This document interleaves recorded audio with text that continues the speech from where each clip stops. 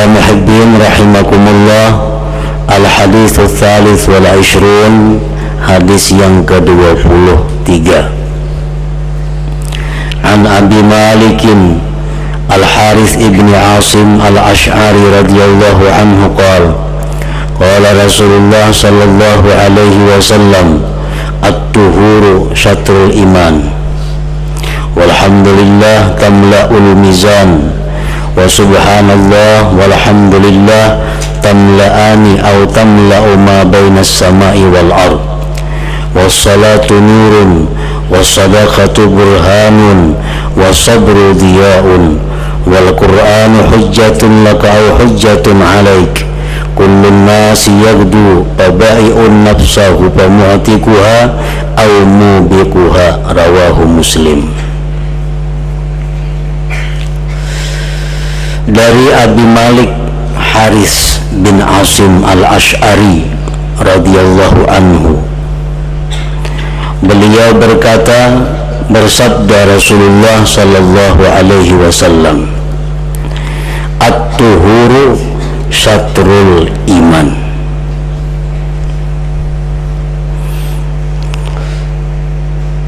Sebagian daripada pensyarah hadis ini menyatakan at-tuhuru syatrul iman itu artinya adalah berwudu bagian daripada iman. Berwudu bagian daripada iman.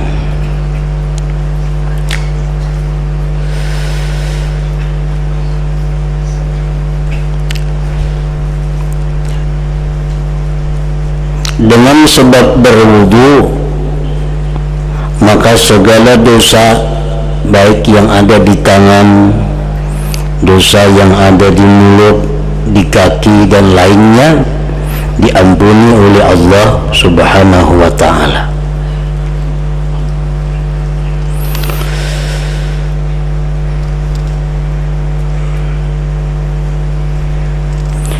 Apabila kita melaksanakan wudu, maka itu iman yazid akan bertambah. Sekali kita berwudu, iman kita bertambah. 2 kali kita berwudu, iman kita terus bertambah. Karena itu wudu adalah bagian daripada iman. Rasulullah sallallahu alaihi wasallam bersabda, ya Anas, in istata'ta an takuna abadan ala wudu'in faf'al fa inna malakal maut idza qabada ruha 'abdin wa huwa ala wudu' kutibat lahu syahadah.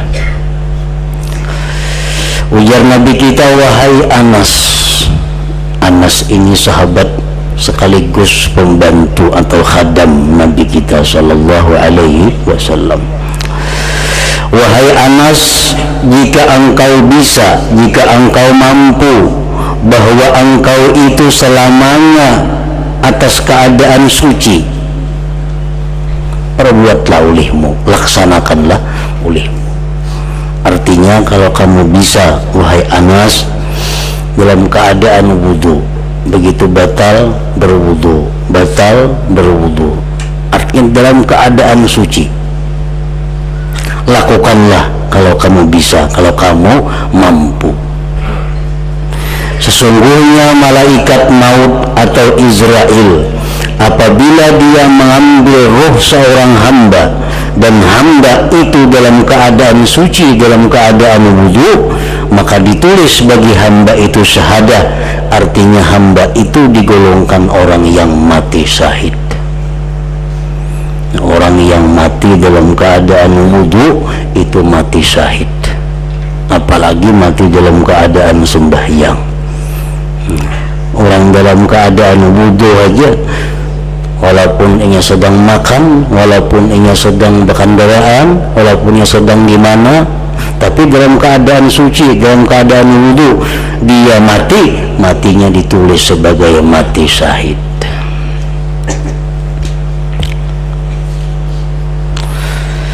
Qala ba'dul arifin man dawama ala wudu'in akramahullah ta'ala bil karamatin. Sebagian orang yang arif mengatakan orang yang mengekali wudu, artinya orang yang selalu dalam keadaan suci, Allah akan memuliakan dia dengan beberapa kemuliaan. Pertama, targhhabul malaikah bi suhbatih. Malaikat rahmat senang berada di dekatnya. Kemana kita pergi, di mana kita berada, kita selalu dikelilingi oleh malaikat kalau kita dalam keadaan suci. Kemudian lagi, wala yazalul qalamu ratban min katbi thawabih.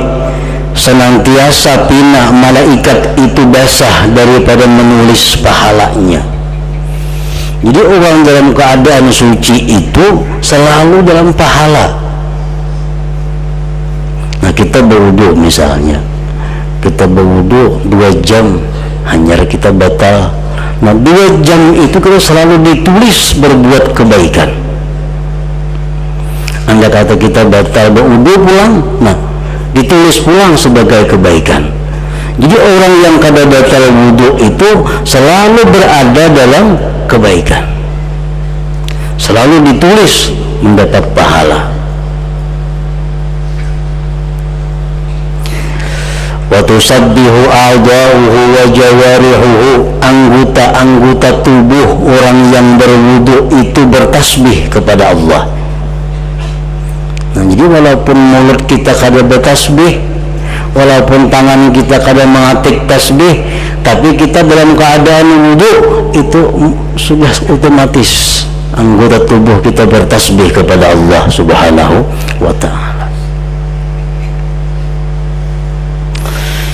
Wa idza nama ba'atsallahu ilaihi al-malaikatan yahfazunahu min syarri tsaqalain. Dan apabila dia tidur dalam keadaan wudu, Allah mengutus kepadanya malaikat khusus. Malaikat khusus diutus untuk menjaga dia dari kejahatan jin dan manusia. Di parang maya orang, disihir orang kada mampan. Karena sihir itu biasa masuk dalam keadaan kita guring. Tapi kalau kita guring dalam keadaan suci, dalam keadaan wudu, ada malaikat yang dikirim Allah untuk menjaga kita dari hal-hal yang demikian itu. Wa yusahhilullah ta'ala alaihi sakaratil maut. Allah mudahkan atasnya menghadapi kematian. Nah, jadi kada kau berwudu, diuduakan. Nah, orang garing itu misal sudah bertelantang aja lagi ditilam, sudah sakit parah, nah, tapi sadar saja orang ini masih sadar. Nah, diuduakan. Kita nang sigar mau uduakan, ini suruh berniat aja. Kita basuhakan muhanya, basuhakan tangannya, sapuakan banyu ke kepalanya, supaya mati dalam keadaan mudah. Yang ketujuh, wa yakunu fi amanillah azza wa jalla madama al-wudu.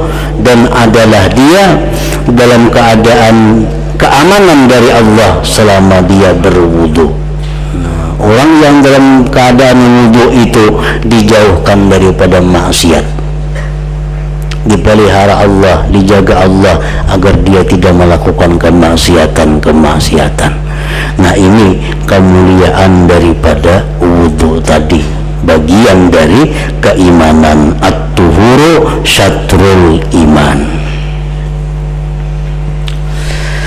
Nah, kemudian walhamdulillah tamla'ul mizan wa subhanallah walhamdulillah tamla'ani au tamla'u ma bainas sama wal ard. Mengucap kalimat alhamdulillah sekali saja disertai dengan pemahaman, penghayatan. Apa artinya alhamdulillah itu? Kita paham, kita hayati. alhamdulillah. Nah, pahalanya itu memenuhi timbangan. Dibuat kayaknya di akhirat pahalanya alhamdulillah itu hibak timbangannya. Wa subhanallah walhamdulillah, kalau ditambah pulang subhanallah walhamdulillah, nah itu ditambah lagi pulang yang memenuhi antara langit dan bumi. Tasbih itu pahalanya lebih kecil daripada tahmid. Kalau kita mengucap alhamdulillah, itu pahalanya penuh timbangan. Timbangan itu macam apa gambarnya? 2 kali dunia. Kalau pahala mengucap subhanallah, itu memenuhi langit dan bumi. Para ulama menjelaskan maksudnya, andai kata pahalanya itu diwujudkan menjadi benda, kita mengucap subhanallah, diwujudkan menjadi benda, jadi sapi kah misalnya, jadi emas kah, kada muat antara bumi langit ini memuat pahalanya mengucap subhanallah. Kalau ditambah walhamdulillah, nah walhamdulillah tadi sudah pahalanya luar biasa, memenuhi timbangan amal. Nah, para muhibbin rahimakumullah, itulah rahmat Allah subhanahu wa ta'ala, kasih sayang Allah kepada kita dengan ucapan yang sedikit, alhamdulillah, sedikit benar itu, alhamdulillah. Udah makan alhamdulillah, paham artinya alhamdulillah itu, kita dapat pahala. Andai kata dimuat timbangan amal di akhirat kaina penuh.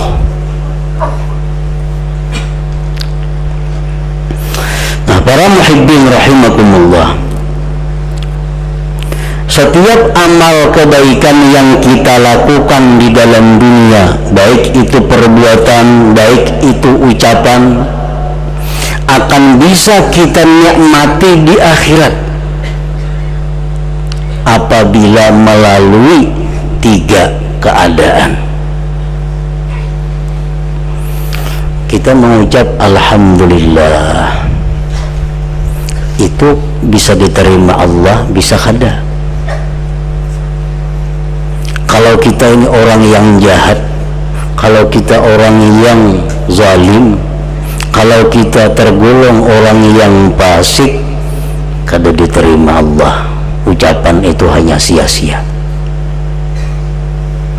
Alhamdulillah itu kada ada artinya kalau yang mengucapkan ini orangnya kada takwa kepada Allah, kada ada harganya. Nah, jadi agar amalan itu supaya bisa diterima Allah, kita jadikan dulu kita orang yang takwa, sehingga alhamdulillah sekali ucap hibak timbangan amal, 2 kali alhamdulillah 2 kali hibak.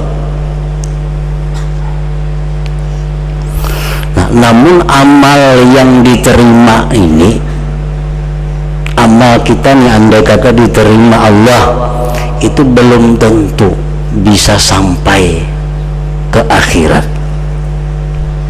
bisa hilang. Kada sampai mati kitanya amalnya sudah hilangan, padahal dulunya diterima Allah. Kenapa sebabnya? 1, karena dia murtad. Seapa banyaknya amal kita diterima Allah, tapi kita murtad kainanya, semuaan amal kebaikan kita gugur.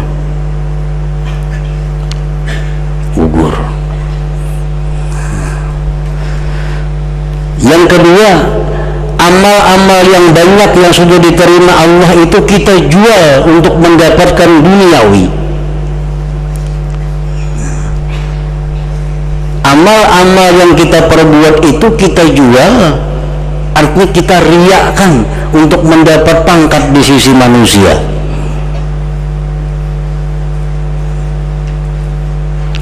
Kita misalnya dihormati orang, kita hendak dipuja orang, lalu kita kisahkan, aku dahulu membaca Quran itu sehatam sehari, aku dahulu bersedekah itu 1 juta sehari, lagi aku sugih 1 juta sehari bersedekah. Nah, dikisah-kisahkan lawan orang, mengisahkan tujuan agar orang menghormatinya, mencari kedudukan di hati manusia. Nah, amal ibadah yang dulunya diterima Allah, tapi karena dijual sedemikian rupa, gugur.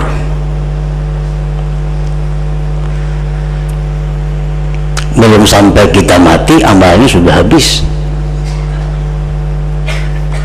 Nah, bagaimana caranya supaya amal yang sudah diterima Allah itu bisa tetap utuh, tetap baik, tetap sampai kita mati? Istiqamah fit taqwa, terus menerus dalam takwa. Nah, jadi kalau kita terus menerus takwa kepada Allah, niscaya amal kita kebaikan-kebaikan itu sampai kita mati. Begitu kita mati, apakah amal itu bisa kita nikmati? Belum tentu. Barangkali kita banyak hutang di dunia, barangkali banyak hutang, bisa hutang harta benda, bisa hutang pribadi, menyambat orang atau apa. Nah, amal itu akan dibayarkan kepada mereka, sehingga walaupun amalnya sudah diterima, amalnya sudah sampai ke akhirat, tapi begitu sampai di akhirat karena kita banyak hutang, amal dibayarkan ke hutang itu. Nah, jadi amal itu bisa kita gunakan, amal itu bisa kita nikmati faidahnya, pahalanya. Ada 3 hal. Pertama, kita takwa sebelum beramal itu. Yang kedua, kita istiqamah sesudah beramal. Yang ketiga, adamul iflas, kada bangkrut di akhirat. Nah, kita mengucap alhamdulillah berapa kali sehari? Memang dengan penghayatan, tapi nya alhamdulillah, alhamdulillah, alhamdulillah. Itu pahalanya kada sedikit. Asalkan kita bisa mempertahankan amal itu, pahalanya sampai kita mati, sampai kita nikmati, bukan main balasan Allah Subhanahu wa ta'ala. Walaupun satu kalimat alhamdulillah yang kita baca.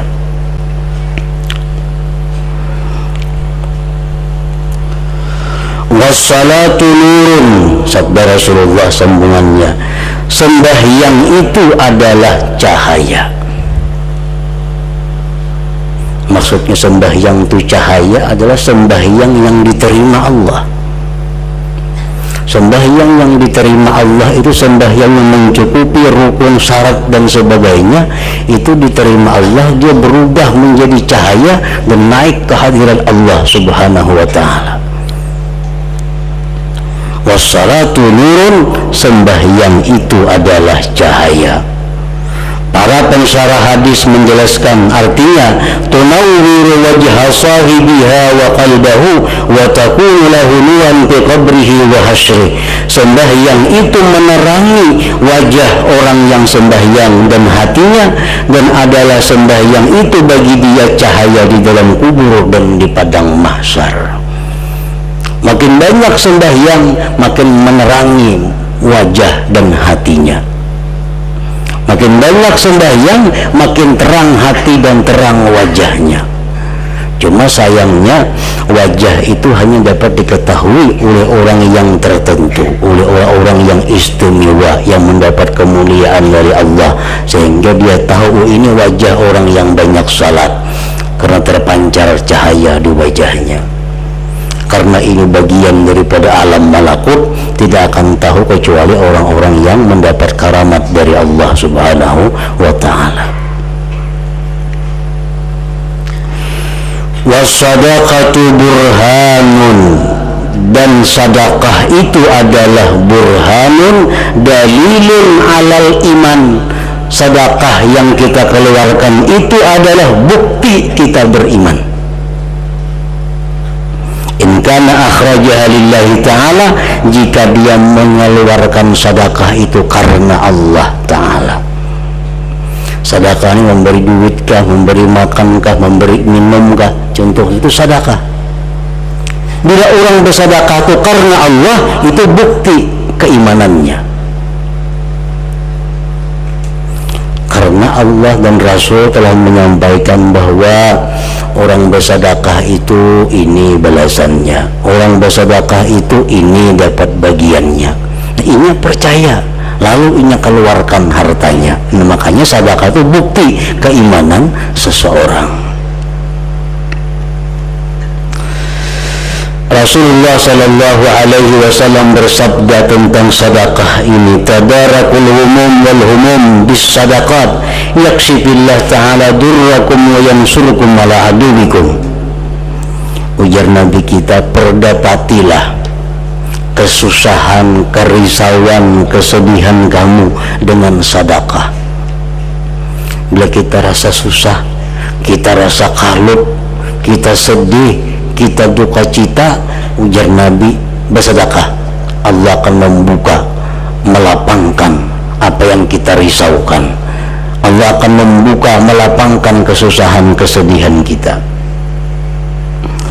Wa yansurkum ala aduwikum, dan Allah akan menolong kamu atas musuh-musuh kamu. Paling berbahaya kalau kita memusuhi orang ahli sedekah. Pasti kita kalah dalam perkara apapun, baik urusan dunia atau akhirat. Bila kita bermusuh lawan orang yang ahli sedekah, pasti kalah kita. Karena orang yang ahli sedekah itu ditolong Allah.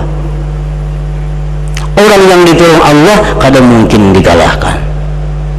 Wa yansurkum ala aduwikum.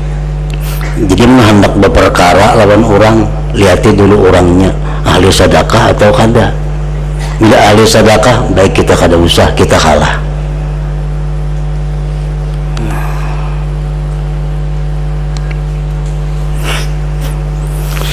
Rasulullah sallallahu alaihi wasallam bersabda, alaika bis sadaqah fa inna fiha sitta khisal, thalasan fid dunya wa thalasan fil akhirah. Ujar Nabi kita, lazimi bersedekah. Karena ujar Nabi tadi, wassadaqatu burhanun, lazimilah sedekah. Arti lazimi itu rutinakan.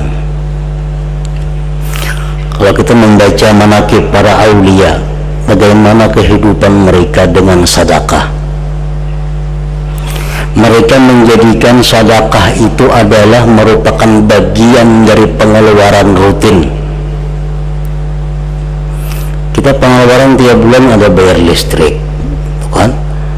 Ada bayar anak sekolah, ada urusan ini. Kalau tahunan ada pajak kendaraan, itu pengeluaran rutin. Nah, itu hendaknya sedekah itu dimasukkan dalam pengeluaran rutin, supaya tergolong dalam hadis Nabi, lazimilah sedekah. Tanggal 1 biasa bayar listrik, bayar iuran anak. Nah, masukkan di situ sedekah. Sedekah ini berapa? Sedekah ini dengan rutin, pokoknya aku bersedekah dahulu kayak apa keadaannya, umpamanya 50.000 sebulan. Teman kayak apa, kayak ekonominya, kayak listrik juga ada bayar beban lo. Nanti pakai karena kadakah kita bayar beban itu. Nah, sedekah ulah macam itu. Nang dapat ke penghasilan nang kadakah bila sampai tanggal 1, kalau orang sedekah 50.000. Bila rezekinya tambah pada itu. Bila makai lampunya banyak bayarnya. Nah, sedekah diulah kayak itu. Ada nang per minggu, ada nang per hari, ada nang per 10 hari, ada per hari Jumat. Pokoknya sedekah itu mereka jadikan sebagai pengeluaran diri pribadi. Kalau kita perlu makan, kita perlu terang, kita perlu nyaman, nah sedekah mesti ada di situ.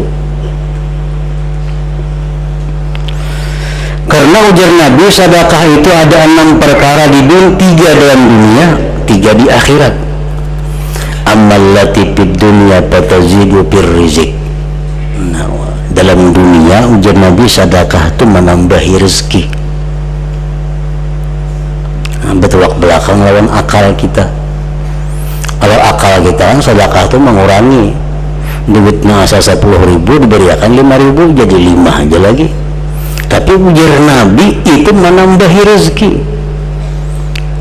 Beriman kalau kita lawan sabda Nabi nih, makanya sedekah itu ujar Nabi tadi burhan, dalil atas iman kalian. Lawan akal kada cucuk. Duit 10.000 diberikan 5, tinggal 5 sedikit, tapi Nabi menambahi. Wa tuksirul mal, yang kedua memperbanyak harta. Orang bersedekah itu memperbanyak harta. Yang ketiga wa tu'ammirud diyar, memakmurkan negeri, memakmurkan kampung.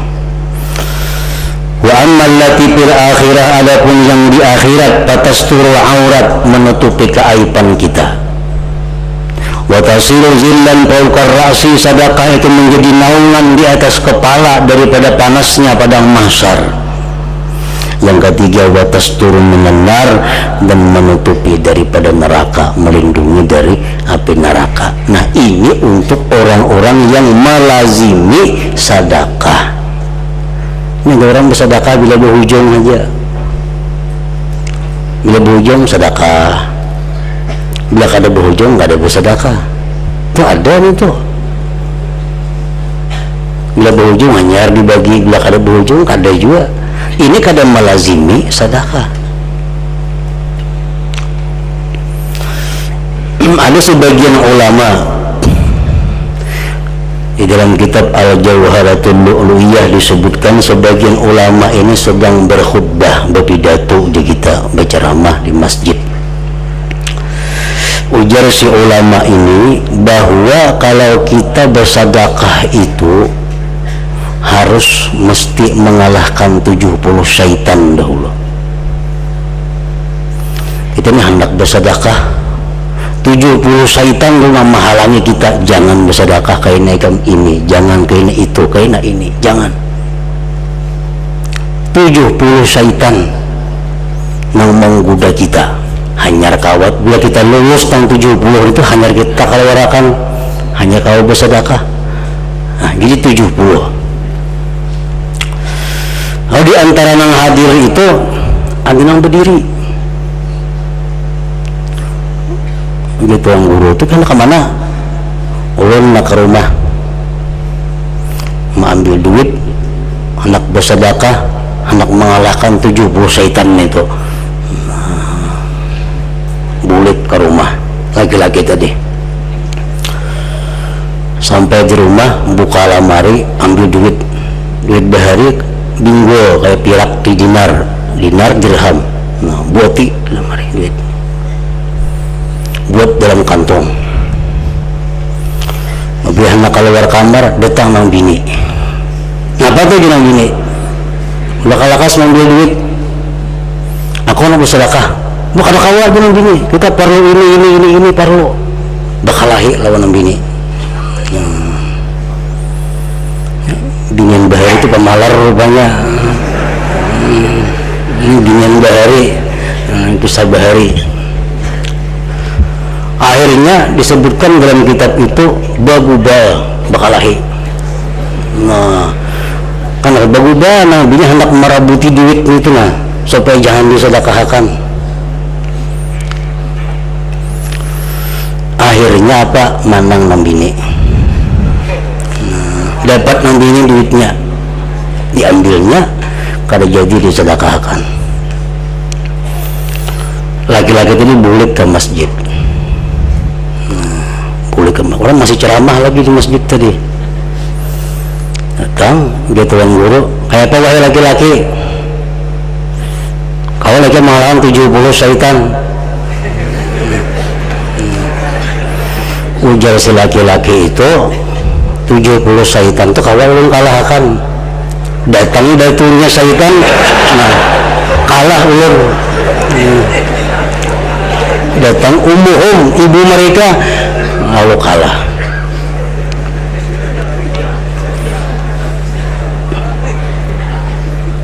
jadi itu halangannya bersedekah sesuai dengan ganjaran yang besar.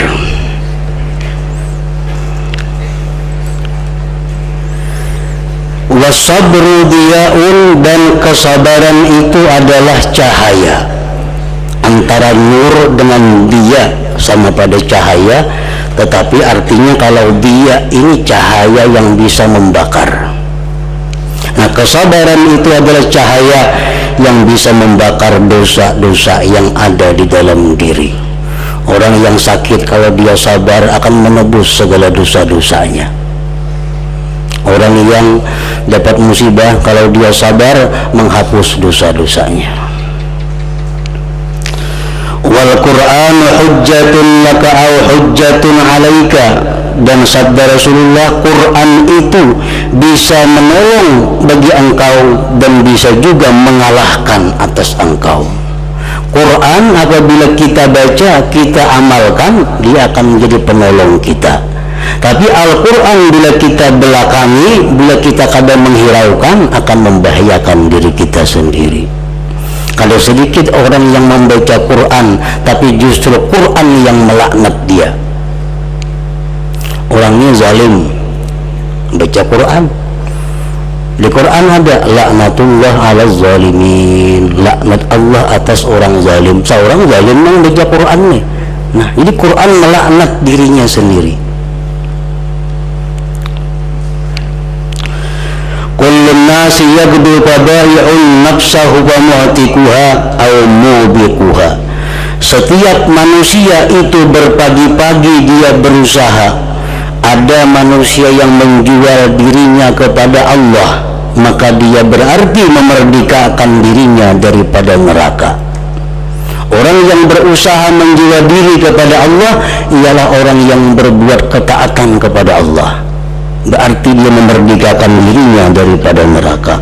Al-mubikuha, ada orang yang menjual dirinya kepada syaitan, orang yang sibuk dengan urusan duniawinya, melupakan kepada Allah, itu menjual dirinya kepada syaitan. Al-mubikuha, maka dia akan mencelakakan dirinya sendiri. Rawahu Muslim, hadis ini riwayat daripada Imam Muslim. Selanjutnya hadis yang ke-24. Ila hadratin Nabi sallallahu alaihi wasallam. Al-Fatihah.